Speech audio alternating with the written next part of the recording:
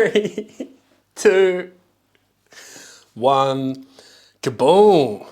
Hello everyone and welcome to the first ever episode of the Starting the Wave podcast. I mean, we're only on the 7th one, that's okay. Where I'm not holding a handheld microphone, so we're going for it. Yeah. Welcome. I'm going to have 2 hands to make my points now instead of 1. Very exciting. Welcome, and it's so nice to have you here. I'm really excited to teach today's kind of episode and to run you through today's podcast, because learning how the elites have built their system, from my perspective, is a critical component of learning how to dismantle their system.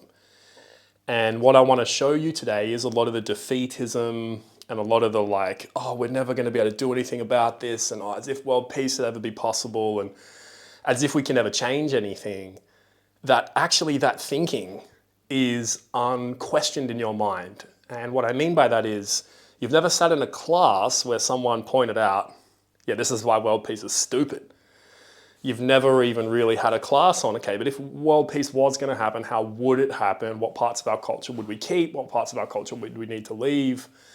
And how come there's never been a poll for all of the people in the world to say that we want world peace? And if that poll ever did happen, how come so many people would be skeptical of it? Your first question might be even who would run it.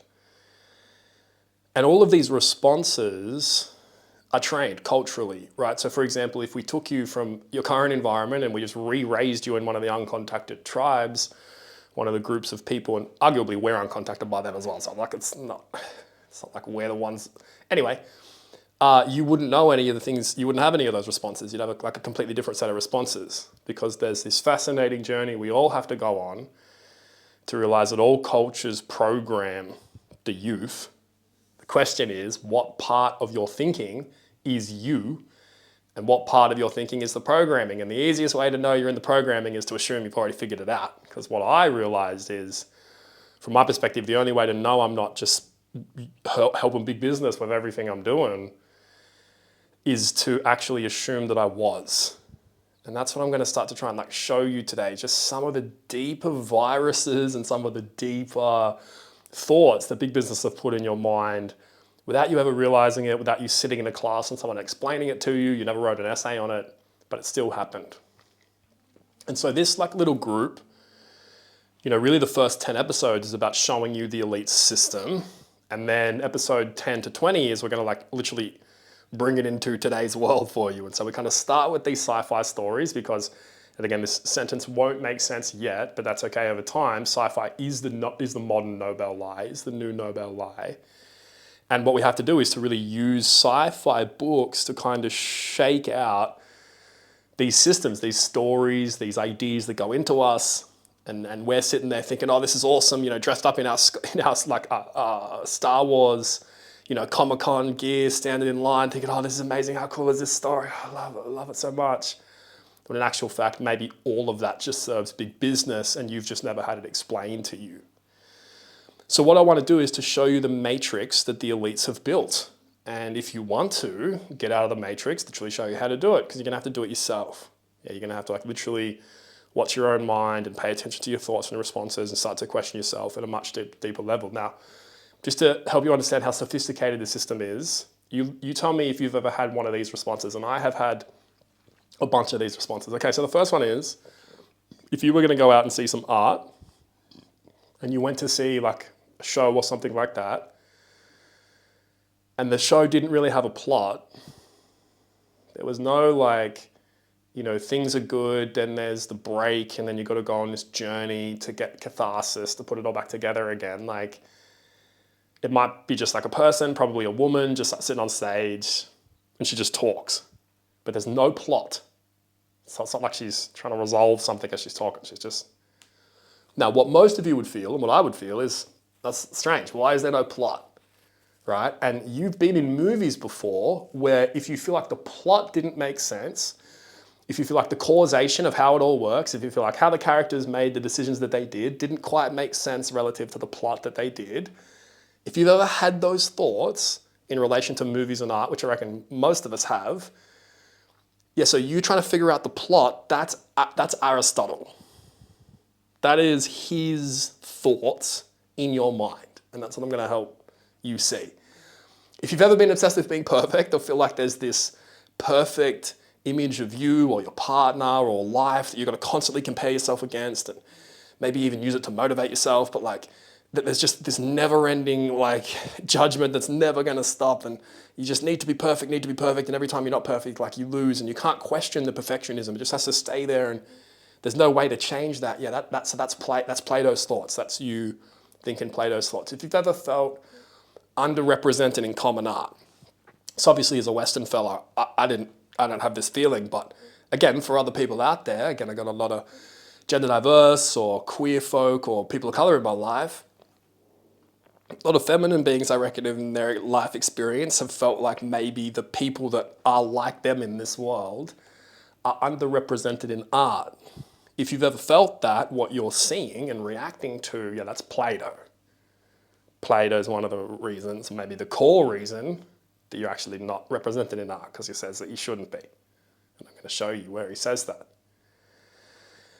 If you just feel like history and life right now is just moving so fast, and like there's just so much like causes, and it's so complicated that like there's nothing we can really do about it, and everything's just like moving away, and it's like, oh, you know, we're kind of powerless, and it's just the human condition, and we're always going to be at war, and there's nothing we can really do about it, and as if we stand a chance. Like that's all Aristotle working inside of your mind without you realizing it. And what I want to show you over the coming, episodes. So again, the first kind of 5 are in a block. We did the introduction and then the first 4 on sci-fi, and then these next 5 are about how the system of the elites and the 1% that we've grown up into, where it was built and founded. Because by understanding the founding of the code, we can actually figure out how to disable it. Like we can get into the systems and the settings of the phone to really change things, if this makes sense.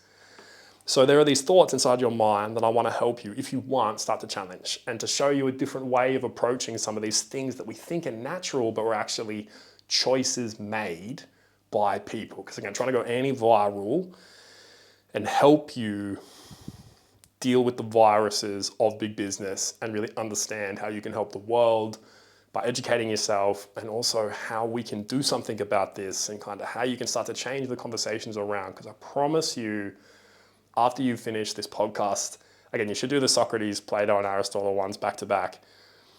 Once you've done these 3, you'll never be able to think about these dudes the same ever again. You'll never hear the word Socrates or Plato or Aristotle. You'll never hear those words and be able to think about those men the same way. Because I'm just going to teach you information that, from my perspective, will fundamentally change how you view these dudes. And because these 3 dudes are like the founding 3 Pokemon, they're like Venusaur, Bulbasaur, and Charizard of philosophy. Sorry to the Pokemon for not making that metaphor, but like it's just by kind of understanding how it works here, you can then take yourself in today's world, like where we are right now, and then I can kind of show you, okay, so this was the blueprint, this is what Plato said you should do, this is what Aristotle said you should do, and then I'm going to take you into like literally today's world and take you to something like the Met Gala, take you to somewhere like Stanford. They have this party, the Dance to Wake the Dead, or the kids at Stanford, and they go to a specific place in Stanford and have a party on Halloween. There's also an event there called Founders Day, and that's also the place. Obviously, the prison experiment was run that we'll probably have to come back to next season. And like, I just want to start to show you, oh whoa, there's just a lot of ways that maybe things get segmented in a way to keep the people away from like kind of just how simple this system is. And once you can see it, it's actually impossible to unsee it, which is a really beautiful thing. So we don't care about Socrates, just this is from my perspective. We don't care about Socrates because he's got these great ideas. You can make that argument for Plato and Aristotle, okay? I don't think their ideas are great, but they got a bunch of ideas. The reason we care about Socrates is because he's the first Pokemon, okay? He's the OG guy. And that's why this is so important, because if there's not some fancy story about the guy who did the first philosophy, then what the frick is the subject of philosophy? Because you could argue it's just a bunch of dudes saying whatever the hell they want. And why should that have such a massive influence on our life that you don't even realize if you're out there and you think that a strong middle class is a good thing to have for a society? Again, you're literally just thinking the thoughts of Aristotle and don't even realize it. Now, it's so important to understand like who this guy is to philosophers. And I'm just going to read you, like, again, Stanford has this encyclopedia of philosophy. I'm just going to read you the bio of Socrates from them. It's all right. So the philosopher Socrates remains, as he was in his lifetime, an enigma. Yes, an inscrutable individual who, despite having written nothing, we'll come back to that in a bit, is considered one of a handful of philosophers who forever changed how philosophy itself was to be conceived. All of our information about him is secondhand, and most of it vigorously disputed. But his trial and death at the hands of the Athenian democracy is nevertheless the founding myth. There you go, see? He is our first Pokemon. Socrates! Dude. Yeah, I wish there was an original Pokemon. Then I was like, wasn't Mew the original Pokemon? I was like, nothing. And then that's not Mewtwo. Anyway, whatever, everybody. Basically, Socrates, if you've seen the movie Legally Blonde, like Socrates like invented the bend and snap, and then he taught Plato. So he was in the hairdresser, and then he taught Plato, and Plato was Reese Witherspoon, and then she got the bend and snap, and then her legal career didn't end up going as well as she wants, and she actually eventually either had, look, let's just say she ended up with, look, it wasn't going well when she was in the hair salon one day. And she thinks, you know what, this is how I'm going to turn my career around. I'm going to make all of my clients hair salons. And she starts to, turn her business back around. So she's spending all this time, and I'm trying to contrive a situation where this would happen. She's spending all of this time in hair salons, and she gets to know a bunch of the young hair salon ladies who are running their empires. And eventually one of them's got a problem, and then Reese Witherspoon then gets to teach the bend and snap to the next generation. Okay, so then the next generation is Aristotle. Okay, so then Aristotle's walking around with the bend and snap, and then Aristotle teaches Alexander the Great. And he obviously was the greatest mass murderer and dictator and criminal of any human being up until that point, from the Big Bang till then. But don't worry about any of that. So this is what we're going to do today. We're going to talk about getting sourced with Socrates. We're going to talk about this guy. Again, it literally has just said he is the founding guy. He's the founding myth of philosophy. We're going to talk about him, like why would we want to source ourselves with him? Why would we want to make him the source, of everything that's going on, and what we're doing? Now, unlike Plato and Tottlebot, which is Aristotle, there's a lot of kind of common folk knowledge about him in the world. So if you ask people, hey, so what did Aristotle think? Most people would say, habits. That's me. That used to be me. And then if you used to ask me, hey, what did Plato think? I would say something to do with not being able to get a girlfriend, and also something to do with like, wasn't it a cave? He was something to do with a cave and like a form or whatever it is. And then it's like, well, what about Socrates? And with Socrates, people have stuff. They're like, oh, let me tell you what I know about the great man. And one of the most common facts is that like he's smart because he doesn't know anything. And like this is a guy who regularly in the stories like would just kind of come up to you in the market. So like imagine I'm just standing there in the market, minding my business, like looking at the potatoes or whatever, like, oh, that's not the one I want. Yeah, there's another potato. Oh, that's not the one I want. And over he comes, he's like, walks over and like, you all right, cuz? As I was looking at the potatoes, like, oh, hey, who are you? I'm like, what do you mean, who am I? Who are you? And he's like, oh, I'm Socrates. He's like, what are you doing? I was like, I think I'm just looking at potatoes. He's like, what do you mean you think you're looking at potatoes? Like, what do you mean you think that I think? He's like, no, you answered the question. I was like, well, I don't know, man. I'm just standing here. Why are you coming up to me? He's like, exactly. Why don't you know what you're doing with your life? And I'm like, oh man, I actually don't think the potato one's been born yet. Sorry, what do you want? Oh, I'm Socrates? Yeah, I'm known for, I'm known for quite a few things actually. Yeah. But the one thing that we focus on, I'm famous because I don't know anything. What do you mean you don't know anything? Nah, because I'm real wise because like I don't know anything. That's like my thing. Okay, well, with all due respect, if the only thing that you know is that you don't know anything, how are you communicating that thing with me? Because would you not argue that your ability to, like language, like you're communicating me with language, all the words that you know are also pieces of information, the sounds that you're making out loud are also pieces of information. You also said earlier that your name was Socrates, so you know your own name, that's another piece of information, so I feel like you know a bunch of stuff. And also, wouldn't have you had to use some process to arrive at the conclusion that you didn't know anything? And how do you know that that process is complete? Again, given Kurt's work. Socrates? Socrates? Oh, let me guess, you blacked out? Are you drunk? Socrates, answer the question. Did you come here straight from the gymnasium? Socrates, did you sleep last night? And that's what's so funny to me about the sources about this guy. Because like, it's so hard to read the sources about Socrates and not think this guy was just drunk all the time. And here you go. This is by Plato. Then he said, there's this guy talking in the middle of the dinner party. Then he said, you see, my friends, to be sober, which is a thing not to be endured, you must drink. For that is the agreement under which I was admitted. Basically saying, hey, we all have to get drunk. And I elect myself master until the feast, until you are all drunk. Let us have a large goblet, agathon, or rather, he said, addressing the attendant, bring me that wine cooler. So what he's saying right now is, don't bring me a glass. Bring me like if you imagine like a modern day wine bottle, you put them in those like ceramic or like metal container things that you put them in and they keep them cold. Like imagine someone using that to drink wine. Okay. That's what they're saying. Bring that over. It has about 2 liters in it, about 2 quarts.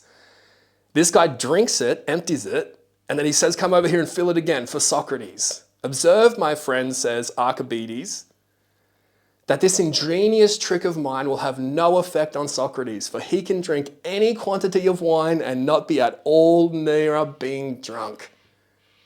Socrates drank the cup which the attendant filled for him.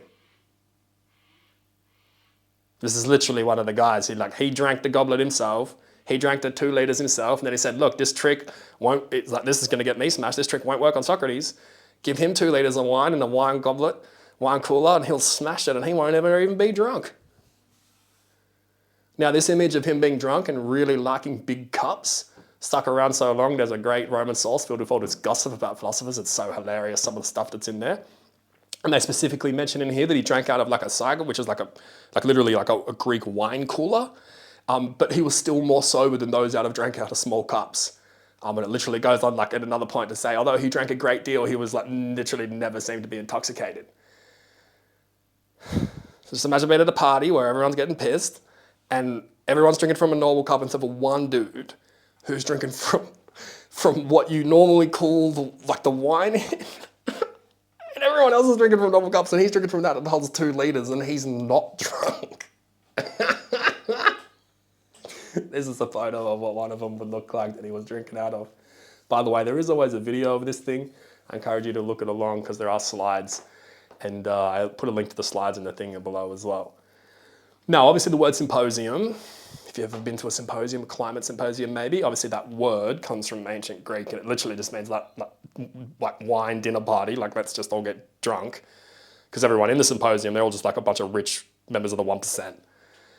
Pretty much. I mean, Socrates might not have been part of the 1%, but they're all just a bunch of rich dudes who didn't need to work getting lit. Here's another bit about him getting drunk. Socrates received the cup as it went from left to right, and while singing some songs to the lyre, stole a wine decanter or ladle. In this, that was not from the symposium. Then back at the symposium from Plato, they just straight up call him a bully. They constantly laugh at Socrates for disappearing in the middle of the night. Like, just fucks off for some reason. Sorry, just buggers off for some reason. And at the end of the night for Plato, it's only him and 2 dudes left. So everyone's drunk and passed out except for Socrates and 2 other dudes. They're the only people who are still awake at the end of the night. Him and 2 poets. And he's arguing the 2 poets, trying to say, that you should be able to make all types of poetry if you're a great poet. One of the poets he's arguing with is called Aristophanes, which we'll come back to in the future. Now, everyone else passes out. Socrates is the only one left awake at the end of the night, and it literally says in the text, he gets up, he goes to the gymnasium, so think about just going to your local gym to wash up, so he goes to the gym to wash up, and then it literally says he goes about his business for the rest of the day without sleeping until the next day. So you're at a party, and all your mates are drinking from normal cups, except for one of your mates who's drinking from a wine cooler. He steals ladles and cups. His own mates call him a bully. He always goes missing in the middle of the night. No one ever sees him actually fully drunk, though. He can outdrink and outlast everyone. Regularly goes on benders and all the way. They talk about how frequently he was in taverns and also how much courtesans are in these environments, like symposiums, brothels and stuff. Now, before we go any further, about the great man, getting sauce with Socrates, we have to talk about this thing about him that I mentioned in the Stanford bit. He hated writing. And because of what I told you last week, the ancient Greeks forgot writing, and they kind of remembered it again. There's some arguments about whether or not you should use it. And Socrates really didn't like it because he felt like basically writing removed the ability for you to argue with people. Like, you kind of just had to take people's word for it rather than being able to talk to people. And he didn't really like writing. He thought writing was going to be a bad thing. And so he didn't write anything down. So everything that we know about this dude comes from other people. And it's literally called the Socratic problem. There's a whole Wikipedia article on it. And what's fascinating about the Wikipedia article is they mention that there are really only 3 people who knew him whilst he was alive. Plato, Xenophon, and Aristophanes. That was that comic from earlier, that comic poet from earlier. Now, most of what we know comes from Plato and Xenophon, a little bit from Aristotle, but again, Aristotle obviously didn't know him. And what's so interesting, if you read the Wikipedia article, there's like a mini section about Aristotle's view, Xenophon's view, and Plato's view, but there's no mini section about the comic poet's view, who was at the end of the symposium. We'll come back to this. So even though there are 3 sources, again, as Wikipedia says, most of it just comes from these 2 sources. And what's so interesting is these 2 guys, Plato and Xenophon, they were both students of Socrates. So they're both like the most on his team people we could possibly be reading from. And they both wrote a lot of similar stuff, but also that kind of differed in some really interesting places. And so we kind of have to construct and second guess what's really happening here. And this is kind of the same thing with all of the stuff when you have a culture that's as poorly sourced as like the written culture that we're in right now. Again, most people don't know how often it just got wiped. The wrong building burned down or the wrong civilization collapsed, and there you go, all of that stuff's lost. And because of that, like we kind of got to use a bunch of different angles and ways to kind of pull together what's happening here. Now, what's so fascinating about Plato and Xenophon is maybe they didn't get along, maybe, right? Because they were both trying to like win the image war after Socrates' death, and they never mention each other by name, which is hilarious because these two like most famous students in the modern world. They both write books, like I said, they both write something called the Symposium. Xenophon says he was there. Plato was like, I just had to hear it from a friend. They both write a book about the Apology, about what happened in Socrates' trial. And what's so interesting in Xenophon's work, Socrates is shown deliberately to like not be a tank, and like he doesn't last to the end of the night. Like none of that exists. And he actually specifically makes a speech about why we should drink from small cups. Like literally, when large cups are brought around, they compel us to drink, whether we will or not. But if we take small ones, we can take only what we please, and that way wine will moisten us like dew instead of flooding us like a river. How funny is it that we have all of them, a couple of sources talking about how much Socrates liked a big cup, and then this other one of these people is like, no, he's cool. He doesn't drink that much. Now, obviously, Aristotle as a source has his own reasons for being biased around Socrates. Obviously, Plato was Aristotle's teacher, and his teacher's teacher getting executed is obviously a bad look. Also, Aristotle probably felt a fair amount of companionship with Socrates, given the fact they were both charged with the same crime by the Athenian democracy. Now, what's so interesting here is, again, Socrates was charged with 2 things, corrupting the youth, and then this other thing, which is about impiety, but really means kind of trying to screw with the democracy. That's really what that charge boils down to. It's a bit more complicated than that. We'll talk about it in a little bit. What's so fascinating, and what a lot of people who talk about Socrates don't know, is Aristotle was actually charged with one of those 2 things. He wasn't charged with corrupting the youth, but he was charged with impiety. Now, or we'll just say screwing with democracy. Now, what's so interesting is with Aristotle, there's no controversy about why he was charged. So he didn't have a trial because he fled. He literally bailed rather than waiting. And with Aristotle, we kind of know why they did that, because Aristotle's student, Alexander the Great, conquered Athens, destroyed Thebes, and ancient Athens was under a foreign government. And there's like this guy, this orator, who made these huge speeches about Alexander the Great's dad's been like, that dude's coming, he's coming to cook us, we got to stop fighting, Sparta, Thebes, Athens, like we got to all team up because like he's going to come and like gank us. And that's what happened. It started taking gold mines and he ganked everybody. And then he died and, Athens rebelled. They're like, get out of here, you Macedonian freaks. yeah, you suck, you're just a bunch of barbarians, go away from us. And even though they were kind of Greek. And so then, they rebelled. And so then Alexander the Great, pretty much one of the first acts he did after his, getting in there, is to come back down into Greece and like gank everybody and literally like tortures Thebes to like freak everybody out and just like to subdue them all.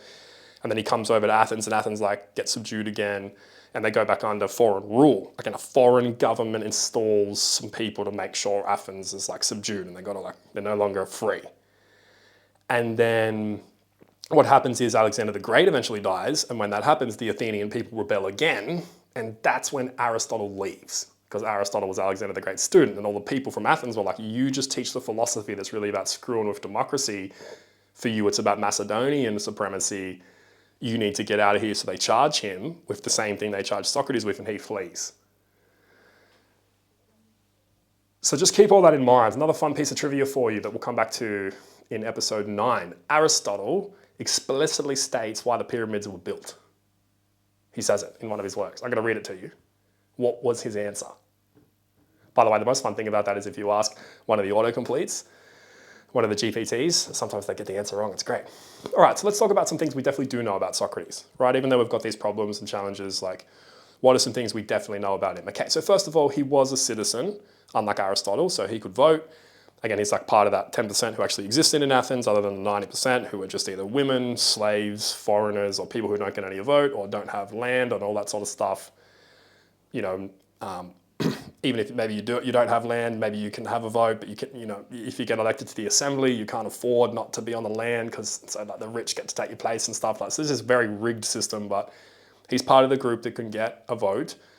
He grew up a stonemason, so he's like a guy who made very pretty statues. Like think about that, like his job, and he's like middle class. Okay, so he wasn't like Plato. He wasn't like the rich of the rich of the rich of the rich. Plato's almost like, think about a country if your country has like something like the Kennedys, for example, where you just hear that name and you're like, oh, whoa, you're so associated with like power and elitism. That's Plato. Socrates wasn't like that, much more middle class. The reason we know he was a stonemason is you get quotes like this. The stonecutter, again, talking about Socrates, turned away from the evident to become a babbler on justice, an inventor of subtle arguments, the enchanter of Greece, a snotty-nosed sneerer whose mock humility lessened him as a citizen of Attica. Or like Athens and stuff. Yeah, it's from like an ancient source. Now he had a small household, had a wife, 3 kids, we think, maybe 1 slave, maybe 0, maybe 2, definitely not more than 2. Again, middle class kind of guy. Now, he was about 40 roughly 30, 40, when the war against Sparta broke out. He fought against Sparta. He was a hoplite, which means he could like provide his own armor, which again meant he had some funds in his life. And the interesting thing about Sparta is, of course, Sparta won the war against Athens, and they installed a foreign power to like run, or like a kind of foreign-led government to run things. Kind of similar to what happened with Alexander the Great and Aristotle and stuff. Now, what's so interesting is that you notice the ancient sources particularly talk about his influence on the youth in Athens as trying to live like Spartans. So again, Sparta had a very different government. Sparta's government was a government with 2 kings. Basically, a king would stay at home whilst one other king went on war.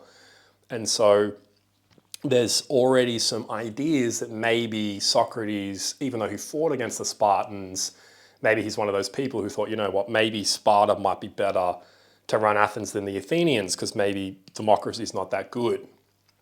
Now, he was frequently in taverns, and he wasn't just amongst the rich, but over the course of his life, he's absolutely surrounded by the richest, most influential, and most elite people in Athens. It's so important to understand this. It's like surrounded by just the richest dudes in the world, or the richest dudes in his area. Now, by the time he was 45, so he's like middle-aged, he was famous amongst the Athenians for his ideas, his impact on the youth, and after a few decades after that, he's eventually tried, and executed for 2 charges, 2 crimes that basically happened at the end of his life. Now, he was obviously executed in a very controversial fashion in Athens, and is rather famous for how he died. Now, there is so much bro science around this guy's trial and why he died that what I'm going to do is use another source right now. Just pay 20 seconds to just pull some of the kind of common knowledge about his trial and how he was executed out. And then what we're going to do is just spend the next little bit of the podcast kind of working our way back through some of the claims that were made by this person. And then I'll kind of share some other information with you and you can decide how you feel about the whole thing. All right, let's go for it. Socrates' trial. He was tried by the Athenians for corrupting, for failing to worship the correct gods and corrupting the youth of Athens by teaching them stuff and asking them questions, which is a great way to corrupt people. And so he knew the trial was coming. And Athens wasn't a very big place. It only had about 25,000 people. Everybody knew everybody. Everybody knew who the powerful guys were. Great. All right. So there's, I think, some good bro science that's kind of come out of that. I'd like to say thanks to the source. I believe it's the Dr. Jordan B. Peterson podcast. Big shout out to you for providing that for us. And from my perspective, there's some good claims inside of there. Okay, so the first, again, is the truth that he was put up for 2 charges. And again, as he said, for failing to worship the correct gods. And again, that's not necessarily what the charge is about. It's much more about maybe he was interpreting some poetry to do some chicanery for the Spartans, but don't worry about that. So that's the first one. I'm going to talk you through the 2 charges, give you some more evidence, because the second claim is that, that was all just because he just taught the youth some stuff. I would like to know, if we double clicked on the word stuff, what is that, rather than just one word, but okay. And also just to ask questions, and as if asking questions is that bad of a thing to do, right? And then the last thing was, there's only 25,000 people in Athens and everyone would have known who this guy is and everyone knew everyone. All right, so what I want to do is to get into this scandal, because the most important thing that was missed out of that was the word Sparta.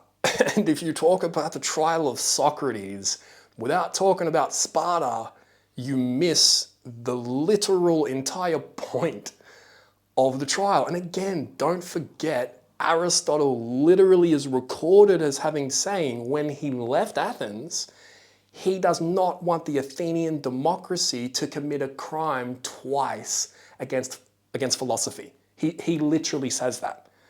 So literally Aristotle himself says, again, as he's got to run away from the Athenians because he's not actually from Athens and they installed a foreign-led kind of stuff. Again, so it's important to understand, there's people from around Socrates' time who had opinions on, roughly around this time, had opinions on why this thing happened, but it's so important that we have to understand Sparta. Now, the reason this is fun and complicated is because the 2 sources, the main sources we have for the trial, Plato and Xenophon. First of all, Xenophon wasn't there. He didn't witness it. Plato did witness the trial, but obviously he was one of the followers of Socrates. He's one of Socrates' students.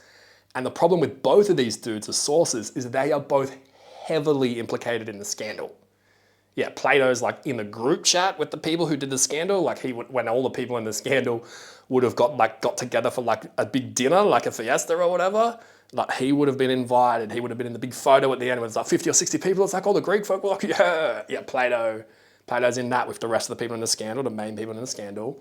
And also Xenophon was maybe a cavalry commander in the scandal, or for the people in the scandal. And also just, again, where he was when he wrote some of this stuff, it just gets a little bit complicated. Okay, so let's talk about the scandal. All right, so to understand the scandal, you have to understand Socrates, even though he didn't write anything down. Again, Plato, basically everything he kind of wrote, not everything, but a lot of it, he kind of just wrote it as if Socrates was saying it. And we kind of think that, once he got around this book called The Republic, which we'll talk about next week, that's where he starts putting his own ideas down. And this kind of first section is the ideas of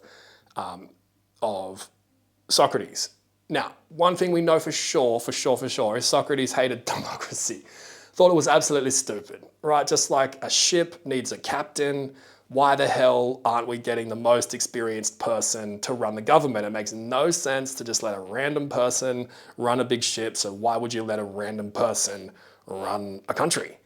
And it's just a rule of lot. Why wouldn't we have the smartest people running democracy, right? Because he just thinks democracy is just the rule of the needy. And what's really important to understand is, again, when the breakout happens with Athens and Sparta, he's roughly 40 years old. And so he kind of witnesses this whole thing. He witnesses them kind of slowly losing. He witnesses the defection of Archimedes, or whatever that guy's name is.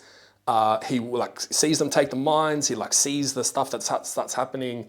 You know, when the slaves get freed, he's there for the first coup with the 400, the really rich people, and then he's there for the second coup, which is installed by Sparta after Sparta win the war against Athens, and they install this second group of people called the 30. Now, this is considered the darkest time in Athenian democracy, maybe one of the darkest times. And it got really bad really quickly. So again, Sparta wins the war. They destroy all of Athens' walls. And then they put these 30 dudes from Athens in charge of the country. And those dudes kind of report to Sparta. And it's their job to run Athens. And so they get in charge. And very quickly it goes really bad. They execute about 5% of Athens straight up, start confiscating property. It becomes this like tyranny very, very quickly. It's like a brutal wartime government installed by a foreign power. There's no trials. They smashed democracy. Literally everyone who was pro-democracy like left, like they went into exile and kind of got out of the city because of how bad it was, because of what Sparta had done and installed in Athens. Now the leader of this 30 dude, his name was Kritas or whatever it is. He was one of Socrates' students. The 30 was filled with his students. Plato was related to a bunch of the 30, so he was like Kritas and Charmendes, like another one of these dudes. He was his uncle. So literally, his mum's brother was like one of the 30 kind of dictatory folk. And Plato himself says like he was pro them when they got going, and only when it got real violent that he started thinking he wasn't so pro everything was happening. Now, of course, Socrates and Plato did not go into exile when all the pro-democracy people did, and never said anything negative about them. And the best thing you have to defend any of this is there's a story told where the leader of the tyrants, Kritas, literally summons Socrates because they're like, you know, they know each other and stuff. And he gives Socrates this task, which is to go and tell this guy that they're gonna, you know, to bring him in because they're gonna kill him. And Socrates just goes home instead of doing it. And you're supposed to think, oh yeah, that's good. But why wasn't he with the pro-democracy people? And why didn't he go and warn them? Why didn't he warn the guy? Why didn't he just go home? He didn't even warn him. He just went home. They're just going to send someone else. So the reason that Socrates was put on trial is because what they think was happening was that, or what they kind of say when you put the sources together, is like he was literally kind of fermenting this for like a long time. And he was literally the teacher of a bunch of the 30 were like, yeah, the person who helps us make sense of the world points straight to Socrates. Because again, the 30 were eventually overturned, and it was very brief because of how brutal it was. The exiles came back, and an amnesty was granted because they didn't want Athens to kind of dissolve into this big civil war. But the only person who was put on kind of charge for anything to do with this was Socrates. And he was the exception. And that's why it seems a bit weird and strange, and the whole thing's a bit, you know, convoluted, because, you know, eventually he chose, obviously, death after the close vote on the trial once they heard all the charges. Now, just so you can really kind of understand what was happening here again, so we've got these two sources, Xenophon and Plato. Xenophon never saw the trial. He was away at the time. We'll talk about where he was in a couple episodes. And when he wrote about Socrates, he was living on land given to him by a foreign power, that foreign power being Sparta. Now, just in case you missed it earlier and you've missed the extra thread here, which makes it seem so obvious that he was put on trial for treason, just in case you didn't connect the dots in the symposium bit, let me reread some of this again. Let us have a large goblet, agathon, or rather, he said, addressing the attendant, bring me the wine cooler. The wine cooler, which had caught his eye, was a vessel holding more than 2 quarts, 2 litres, which he filled and emptied, and then bade the attendant fill it again for Socrates. Observe, my friends, said Archimedes, or whatever that guy's name is. Because the guy who did the 400, who defected to Sparta and told him to do the stuff with the mines, and then defected to Persia, defected to everyone, he was also one of the followers of Socrates. So close that he's literally in the symposium with Plato the night where they all get drunk together and is talking to Socrates the whole time. They have loads of conversations about their lives together. Now the real charge, again, this, failing to worship the correct gods, that's not what happens. It's this idea around poetry. So again, you've got to do the deepest of the deep cuts to get to this bit. You've got to go into Xenophon, see the things that he says that he was quoting with poetry when it wasn't that bad, and then notice the piece that Xenophon cut out go to the Iliad, get the piece from there. Is it the Iliad, get the piece from there, go get such a deep cut. And then basically the long story of the short is there's this scene from the guy who's going to be in the Odyssey, like Odysseus. Again, there's a Christopher Nolan movie coming out about this guy. So the previous, movie he was in, the Troy one, the Iliad, there's this very famous scene. Think about like where Brad Pitt and Agamemnon and everyone's hanging out. Odysseus is there and they have this big meeting and a member of the people gets up and says, hey, I think we're fighting this war for stupid reasons. I don't think you care about us. And Odysseus beats him with this scepter, beats the kind of living daylights out of him in front of everybody, and then goes on this long speech about why kings should rule. And that would be incredibly scandalous to say to someone in, Athens. Now, obviously, just some other pieces of information to help you make sense of this. So his most famous student, Plato, obviously wrote a whole thing on why philosopher kings are the ultimate rulers that we need to have. And he helped a dictator dictate. So he got the call out from Syracuse, helped the dictator dictate. Then his students, Plato's students, then ran a coup to put one of his other students in charge. And then one of his other students killed that student. But anyway, we'll talk more about Plato in a bit. There's also ancient sources that talk about literally Socratomania, almost there's these kids who just go crazy following Socrates and walking around trying to act like Spartans and kind of bring Spartan culture here. And it's really, really interesting when you start to kind of put it together because again, remember here, there's these two plots. Plot 1 with the 400 and the Archimedes guy, plot 2, 10 years later with the 30. And again, remember when Aristotle left because he was installed by he was a philosopher installed by a foreign government, right? And then when they revolted against that government, the first thing they did is charge him with the same thing they charged Socrates with. And then he left, and as he left, he was like, well, I'm not going to let them do what they did to me to Socrates. He literally says that in the sources. So again, from my perspective, what was true, again, because sometimes there's some truth in bro science, lift weights will make muscles bigger. So that's some truth, that's a fact, you know what I mean? So he was put up on 2 charges, but to say that he was just put up because he taught the youth some stuff, like that one word, not even say the word Sparta, just how to ask questions, come on, champ.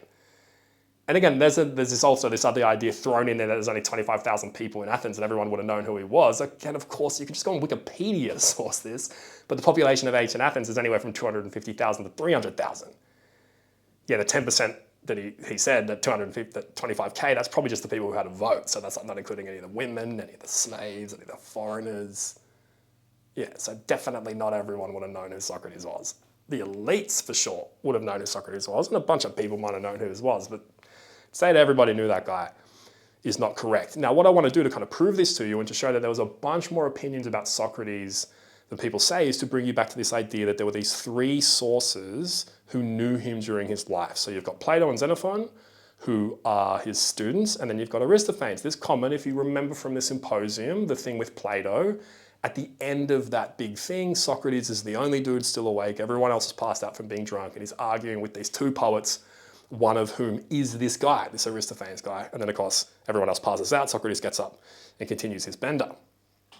Now, what is so fascinating is again, you can go on the Socratic Problem Wikipedia and look at this. There's a little bit of a brief on Xenophon's take on Socrates, Plato's take on Socrates, and Aristotle's take on Socrates, but not on this guy's take on Socrates. And there's a reason for that. And I'm going to read to you literally just the summary on Wikipedia about this guy's play that's all about Socrates.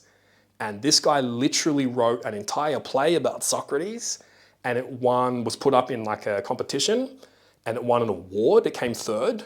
He was pretty pissed about that. And what's so interesting is we have some evidence that the play that came 2nd that year was probably also about Socrates as well. Now, this had such a big impact on how the youth thought about Socrates and how people thought of Socrates that in Plato's version of the trial, he literally mentions it. Of course, Xenophon leaves it out because he doesn't want to have to deal with any of this. But Plato literally mentions it, Socrates saying, but this is the thing that poisoned their mind. This is the thing that really turned public opinion against me. This is less to do with these charges and more to do with this poetry. And again, you've got to then remember, Plato's not just writing to try and get Socrates out of business. He's also trying to get himself out of business when he's writing that, because also, we have to talk about what happened with what he did when Socrates was executed, because obviously Plato had a response to that too. Now, this thing that I'm about to read you came out 10 full years before the first plot of the 400. Okay, and this guy that we're about to read this from, who wrote this, is the only dude who knew Socrates like in his 40s. Okay, Plato and Xenophon are toddlers at this point. Okay, so it's a really interesting snapshot of how these people in Greece thought about this guy, because it's like if you want to go watch like a stand-up comedy or whatever, and the theme of the stand-up comedy is Socrates. We're going to make a stand-up comedy about Socrates. So what I'm going to do is, again, just to repeat, I'm just going to read to you the summary on Wikipedia. I will link below how to read the actual play, because I thoroughly encourage you to do it. It's the best. All right, so the play begins with Strepsiades suddenly sitting up in bed whilst his son Pheidippides remains blissfully asleep in the bed next to him.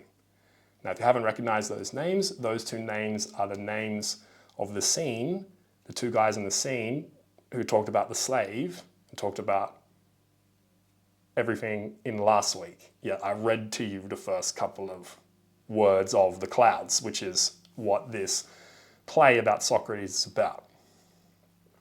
So, Strepsiades complains to the audience that he's too worried about household debts to get any sleep. His wife, the pampered product of an aristocratic clan, has encouraged their son's expertise and expensive interest in betting on horse races. Strepsiades, having thought up a plan to get out of debt, wakes the youth gently and pleads with him to do something for him. It's so funny when you read it, by the way, because like the kid's obsessed with horses and he keeps like talking about Poseidon, who's the lord of horses, in his sleep. It's so funny. Anyway. Pheidippides at first agrees, the son, like who's in debt, first agrees to do as he's asked, and then changes his mind. He's like, okay, Dad, I'll do what you want to help us get out of debt. And then when he finds out what the plan is, he's like, oh, Dad, there's no way I'm doing that. Ready? This is why. When he learns his father wants him to enroll in the thinkery. And again, if you're ever wondering where that term, the thinkery, also translated to thinkorama sometimes, comes from, it originates in this play. Again, a thinkery, again, as it's defined here, a school for wastrels and bums, which no self-respecting athletic young man dares to be associated. Strepsiades explains that the students of the thinkery learn how to turn inferior arguments into winning arguments, and that this is the only way they can beat their aggrieved creditors in court. So what he's saying is, hey, we're in debt, and we're in debt for a real reason, but we've got to argue our way out of this. We should go and learn from these people who run the thinkery. Pheidippides, however, will not be persuaded, and Strepsiades decides to enroll himself in the thinkery despite of his advanced age. There he meets a student who tells him about some of the recent discoveries made by Socrates, who in the play is, of course, the head of the thinkery. What they're saying is, everyone who learns from him, and he's just the head of a bunch of, this happened 10 years before the coups, by the way, the first of them. What they're saying here is like, Socrates, everyone who listens to you are just a bunch of people who just like, help people turn inferior arguments into winning arguments. Right, so here we go. So here are some of the recent discoveries made by Socrates, the head of the thinkery. Again, this is on Wikipedia. Like you just type the clouds, Socrates into Wikipedia, or the clouds Aristophanes into Wikipedia, and it will come up. It's like, it's just available there. You can read the summary of the whole plot just on Wikipedia. Very, very easy source to find. All right, so some of the discoveries of Socrates include a new unit of measurement for ascertaining the distance jumped by a flea, which is a flea's foot. That's the joke.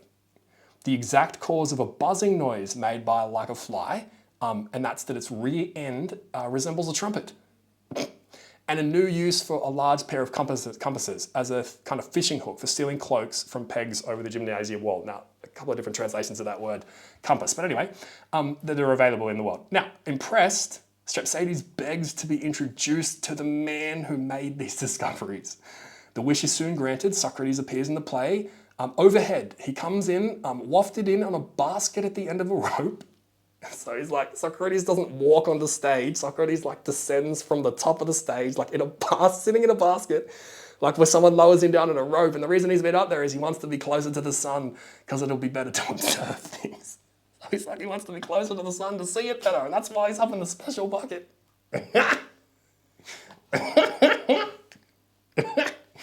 And the piece of evidence that we have that because again, this was a play that was put up at a festival and it came third, and we have evidence that the play that came second was also about him. We don't have the full play. One of the quotes we might have from that is Socrates was the best of men when there are few. So yeah, Socrates is smart when he's in a room with not that many people, but he's the most foolish among the many. And they come over, oh, you've come and seen us too? You are so brave. Where did you get your cloak? Your appearance is an embarrassment to cobblers everywhere. So funny. Now, this is why, just to help you connect the dots here, at the end of the symposium, Plato is showing Socrates arguing with this dude about poetry, trying to show that they're bros. Plato's also doing the symposium to try to show that all of these people were getting together to just have drunk arguments about philosophy, not to plot plots. And he's trying to show, yeah, look, Socrates like outlasted the comic poet who like made him laugh anyway. And he's the only one who's still standing at the end. So like Socrates is the man. He's our man. He's our OG. Because he's our OG philosopher guy. And it's completely left out of Xenophon. Xenophon acts like it doesn't happen, which is amazing. Now, just to repeat to you, the bio of Socrates on Stanford. The philosopher Socrates remains, as he was in his lifetime, an enigma, an inscrutable individual who, despite having written nothing, is considered one of the handful of philosophers who forever changed how philosophy itself was to be conceived. All of our information about him is secondhand, and most of it's vigorously disputed, but his trial and death at the hands of Athenian democracy is nevertheless the founding myth of the academic discipline of philosophy, and his influence has been felt far beyond philosophy itself and in every single age.